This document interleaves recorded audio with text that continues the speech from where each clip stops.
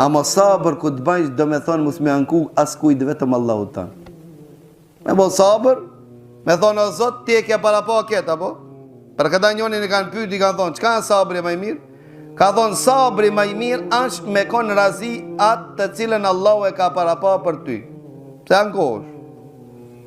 Pse ankohesh tjerë? Pse bosh pasiv? Ti nuk je ai cili bën sabër. Ejubi alayhis salam nuk e anku as kujt. Përveç se Allahu të vetë.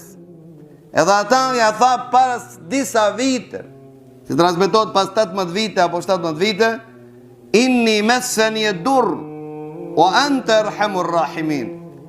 Ka thonë se mos po paskon duaja, lutja, ibadet, Allahu nuk ju kish anku Ejubi alayhis salam. Po Ejubi alayhis salam ishte njeri sabërli. I vdeshën familja, i adgjësu pasuria. I met, i sëmur në shtratin e ti. S'kish kush kujdeset për ta. Me gjitha ta, ishte njeri durimtar.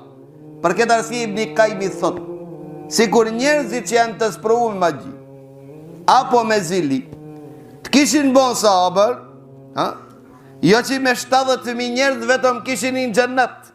Mirë po sabri atë qelësi më i mirë i shërimit nga magjia dhe nga këtë sprovat të cilët i përjetojmë të përditshëm.